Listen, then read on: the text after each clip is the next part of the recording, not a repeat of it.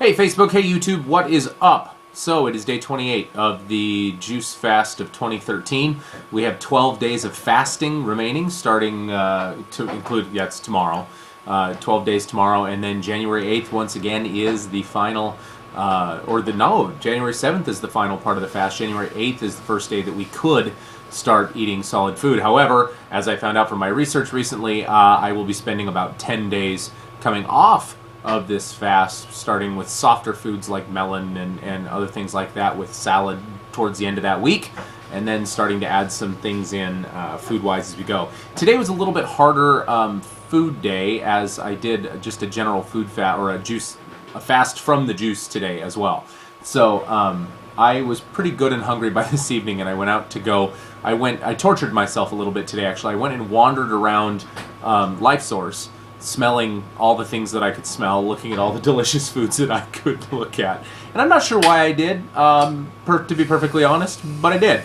I went and spent quite a bit of time wandering through the aisles and wandering through everything else. But today, otherwise, other than just feeling a little bit of hungry today, it occasionally happens. It's periodic. It's not very frequent. But the little bit of hungry that I did feel today is now fairly satiated after I had something to drink today.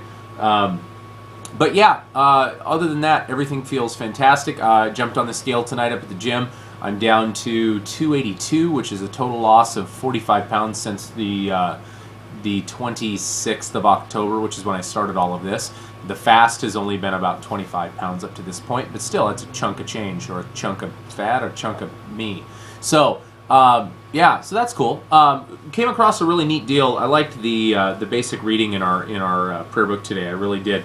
It seemed kind of antithesis to what we're trying to do. The title of the chapter itself was called "Quit Praying," but his point was that there are some things that we don't necessarily need to pray about. You know, things like loving our neighbors. We have the ability to do that. God's already told us that's what we're supposed to do. We don't have to pray about the ability to love our neighbors. We just need to do it. From a standpoint of giving generously or serving sacrificially, those are things that we've already been told to do. It's something where we just, at some point, and this is the point that he makes that I really liked, there comes a moment when praying becomes a form of spiritual procrastination. It's time to stop praying and start acting. And he goes on to say, don't misinterpret it, pray about everything and then pray some more and then pray some more after that. But at some point, we have to quit praying and start acting. And that took on an interesting role today for me. So I thought that was a really, really good point. I liked that as part of the book that we were looking at today and part of the book that we were reading today. Other than that, things are progressing well. I'm going to cut this thing short for tonight. My wife and I have a budget meeting to sit down and look at and do some other things where she tells me that we get to stop buying vegetables or, something like that. And then guess I'll see you guys on, what is tomorrow? Day 29? What? Almost 30 days? That's crazy. It is weird to think, to be perfectly honest, it is weird to think the last solid food that I ate was Thanksgiving.